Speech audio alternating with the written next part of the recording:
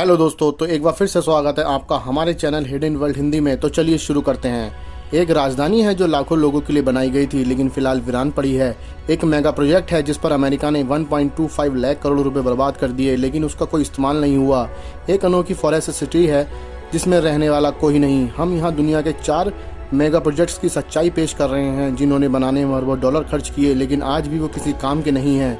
आखिर ऐसा क्यों हुआ, तो जानने के लिए जुड़े रहिए वीडियो के एंड तक दोस्तों। नंबर 1, मलेशिया की फॉरेस्ट सिटी में 5 आर्टिफिशियल आइलैंड में फॉरेस्ट सिटी डेवलप करने का मेगा प्रोजेक्ट शुरू हुआ।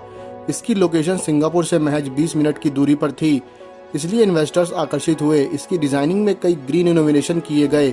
इसे पूरे शहर की सुविधाओं से लैस किया गया। इसमें 2035 तक $100 बिलियन यानी करीब 7.45 लाख करोड़ रुपए निवेश किए जाने थे। 50 अपार्टमेंट का एक आइलैंड बनकर भी तैयार हो गया लेकिन यह फेल हो चुका है।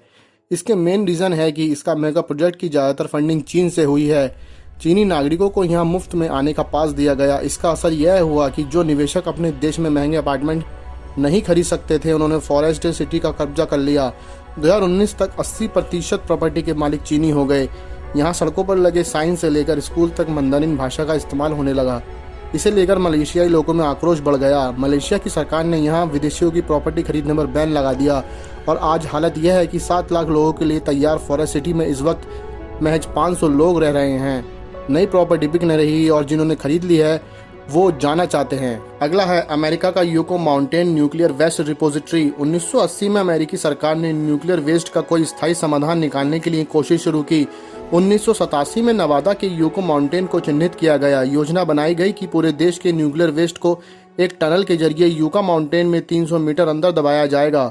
2002 में प्रोजेक्ट को अनुमति मिली और काम शुरू हो गया और इसके फेल होने की यह वजह रही कि नवादा के लोगों ने इस रिपोजिटरी का कड़ा विरोध किया।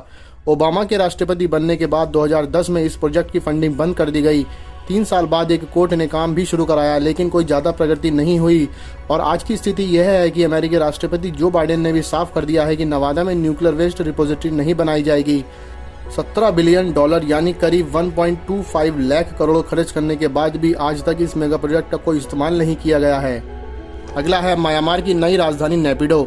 म्यांमार की मिलिट्री ने 2002 में एक गुप्त राजधानी बनानी शुरू की। 2005 में नेताओं ने नई राजधानी की घोषणा तो की लेकिन जगह नहीं बताई। आखिरकार 2006 में नई राजधानी नेपिडो की घोषणा की गई और शिफ्टिंग शुरू हुई।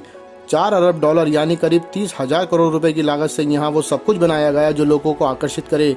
20 लेन का हाईवे, 100 से ज़्यादा लग्जरी होटल और गोल्फ कोर्स और बहुत कुछ। एक चीज़ जिसकी सबसे ज़्यादा कमी रही वही थी आबादी और इसके फेल होने की वजह थी हेल्थ इंफ्रास्ट्रक्चर। अच्छे कॉलेज और कारोबार के मौक़ों की कमी की वजह से लोग नेपिडो को अपना ठिकाना नहीं बनाना चाहते थे और आज की स्थिति यह है कि 20 लेन हाईवे खाली पड़े हैं, होटलों में बुकिंग नहीं है, एयरपोर्ट पर इक्का दुक्का फ्लाइट आती हैं। अरबों खर्च करने के बाद भी देश की अधिकांश आबादी के लिए यह राजधानी बेकार साबित हुई और लोग इसे घोस्ट कैपिटल भी कहते हैं।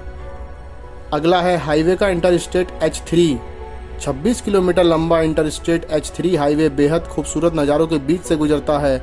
इसका प्रस्ताव सबसे पहले 1960 में रखा गया था।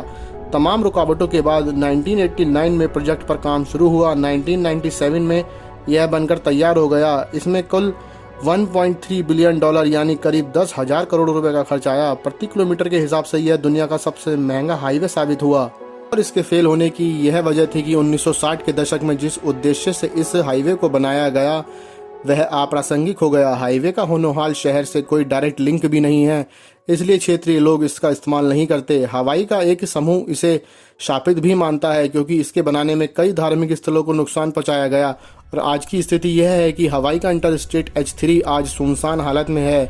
बेहद सुंदर नज़ारे होने के बावजूद यहाँ बहुत कम गाड़ियाँ देखने को मिलती हैं। तो वीडियो की जानकारी कैसी लगी दोस्तों, हमें कमेंट बॉक्स में ज़रूर बताएं। मिलते हैं अगली वीडियो में, तब तक के लिए धन्यवाद दोस्तों।